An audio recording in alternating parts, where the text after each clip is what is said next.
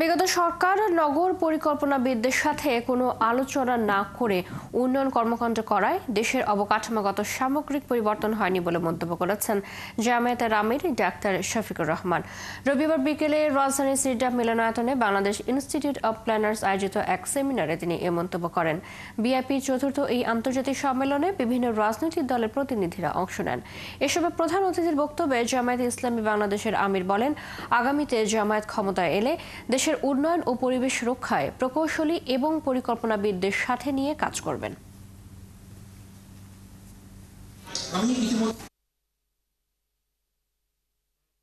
পরিকল্পনা হবে sustainable, visionary, দূরে দেখবে, সমন্বিত হবে, টেকসই হবে, তার নামে না পরিকল্পনা। এখন যারা এটা বুঝে তাদেরকে বাদ দিয়ে সর্বরোগের বিশেষজ্ঞ হয়ে অথবা সর্বজ্ঞানের বিশেষজ্ঞ হয়ে যারা রোল প্লে করেন বা আমিই করি, এটা অনুচিত। তাদের অধিকারের উপর হস্তক্ষেপ করা হচ্ছে এবং তাদেরকে রাষ্ট্রীয় সেবা থেকে পরিকল্পিতভাবে পরিকল্পনার জায়গায় দূরে রাখা হচ্ছে। এই জায়গা নিশ্চিত করতে হবে।